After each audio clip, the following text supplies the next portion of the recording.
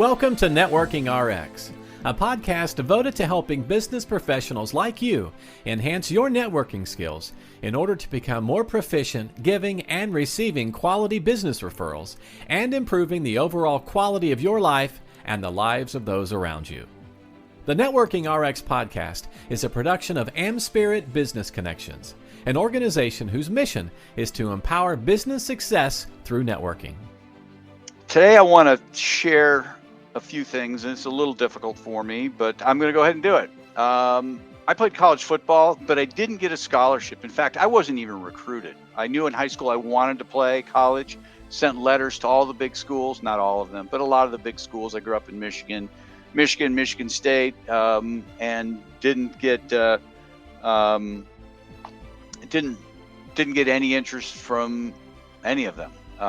Ended up playing at a Division III school, and there's a whole story to that. But I didn't have a scholarship. I failed. I've written a number of books. Some of them outside of my family, I don't think anybody's ever read them. You know. Oh well, I don't know what to say. I got a job, my only job, working in public accounting. I was a tax consultant, and I started with two other people. And of that peer group, I was the last one to get promoted. They both, Denise and the other Frank, got promoted at least 6 months ahead of me. One was a year ahead of me. The other one was 6 months ahead of me. I don't know what to say. In law school, I probably finished in the bottom half of the class.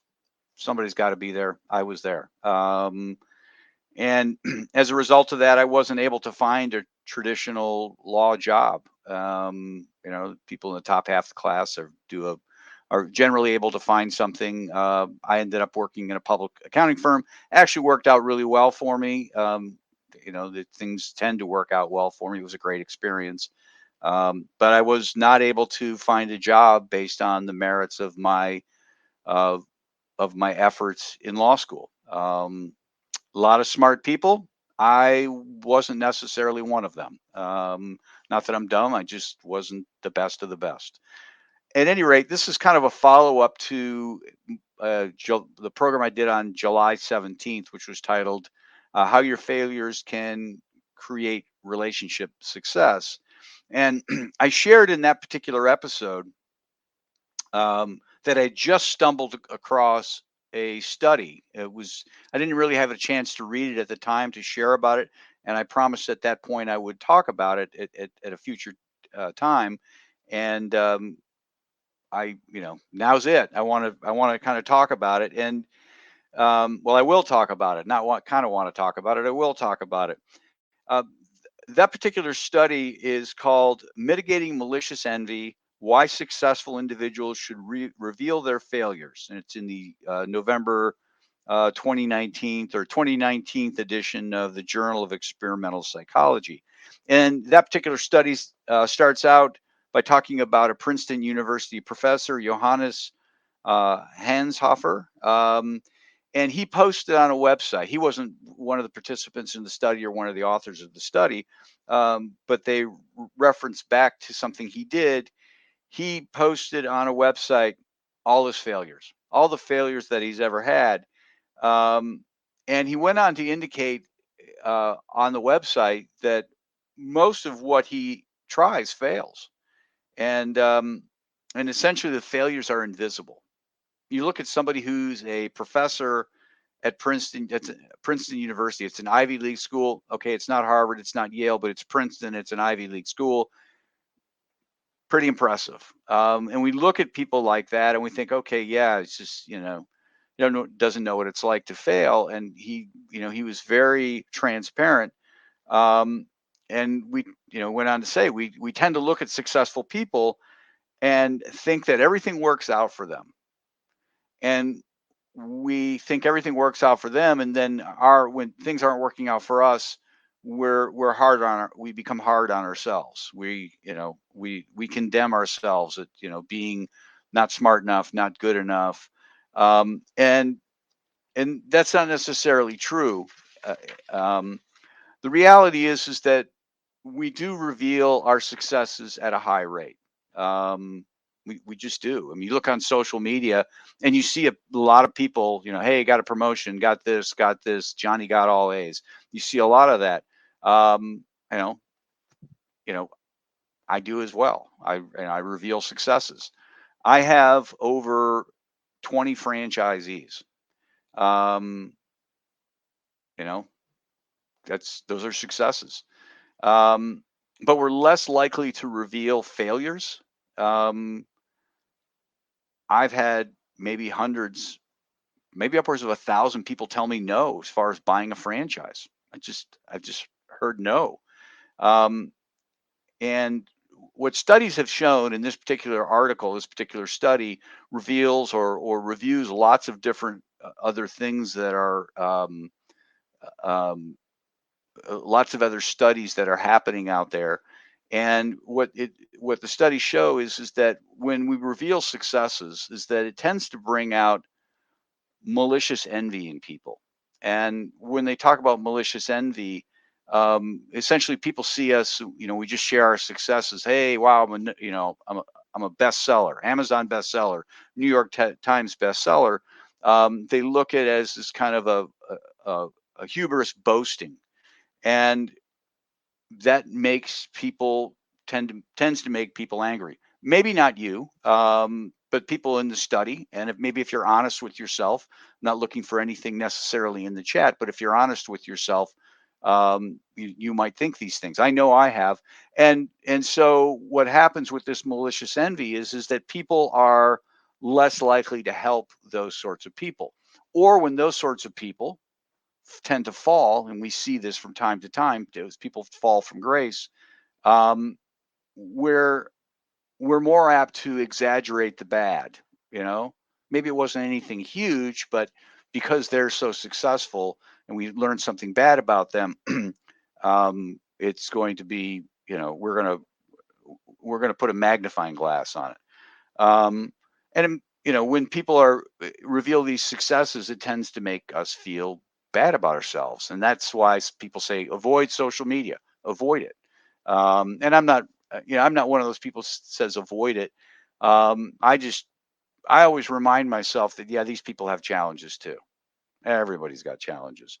Um, but studies also show that when we only reveal our failures, what we'll call self-deprecating, being self-deprecating, and not necessarily self-deprecating humor, but just being self-deprecating, just revealing our failures as I have revealed. And I have a litany more. We could devote an entire podcast series to my failings. But we tend to elicit a negative evaluation from people. Geez, you didn't get a scholarship playing football. He didn't do very well in law school. You know, People evaluate those sorts of things as well.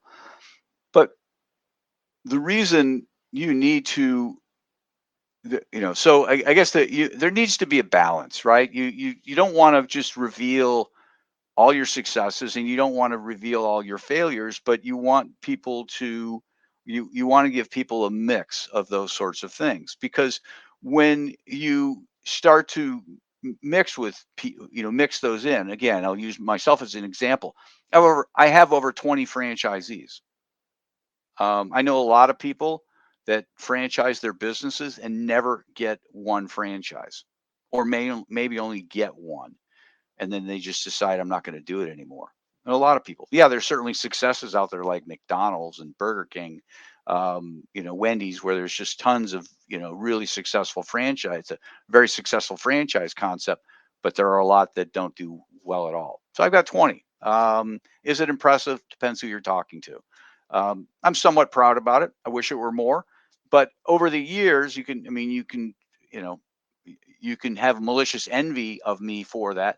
But over the years, I've heard no a lot, a lot. I've dealt with a lot of franchise consultants who barely give me the time of day, and they're very uncomfortable conversations, and it's demoralizing. Um, it's just a demoralizing situation. Um, and so when you kind of reveal both of these things, your successes and your failures, um, people tend to appreciate your efforts that much more. You stop and look, and we hear these sort of rag to riches stories. I remember growing up, Herschel Walker was one of these stories. You see Herschel Walker and all his successes. Wow, this is great. But the guy got up every day and he did 1,000 push-ups. You know, that's a lot of push-ups. Most people can't get 1,000 push-ups done in a month or a year, and he was doing it every day. And so then you start to appreciate what he's about. Or Michael Jordan's story, where he didn't make the varsity team his sophomore year and put him on JV, and that's a failure. It just makes you appreciate the effort that much more. But by revealing our failures, it really brings us closer to people, because we reveal the transparency of the process to others. Yeah, there's a lot of successful people in the world. They work really hard. They do. Nobody just stumbles on it. But when we start to hear the failures of others, or when we reveal our failures, and we become transparent about the process, and that, you know what? Wow, you got turned down that many times about your franchise program. What it tends to do is it tends to bring us down to other people's levels, but it also gives them hope. It gives them hope that they can have a better existence. Wow, you survived that. I can do it too. And a lot of times we just look at people, and when all we see are the successes and the failures are invisible, it really makes it hard for us to relate to them. But when we see the failures, then they're more relatable, and that helps us build a relationship with them. In closing, last week, it was a great week in terms of organizational growth. I stumbled on a handful of prospective franchisees that I'll be talking to. So it was a great week. But I also got chewed out by a member. I got no-showed, meaning somebody didn't show up on a call like twice. That happens, not all the time, but it happens. I get stiffed. And I had a chapter of AmSpirit Business Connections fold. So, the story here is that the point here is that everyone's life is a mixed bag. And if you've got success, great, congratulations. Don't forget about your failures. Don't forget to remind people about your failures too. Thanks for joining us on the Networking RX podcast. Please put what you've learned into action today, and let us know if you have questions, comments, or ideas for future topics. You can email them to us at podcast@amspirit.com. That's AmSpirit.com. Finally, so you never miss an episode, be sure to subscribe to the Networking RX podcast through iTunes, Overcast, or however you receive your podcasts. Now get out and network with someone. The Networking RX podcast is the copyright production of AmSpirit Business Connection. All rights reserved.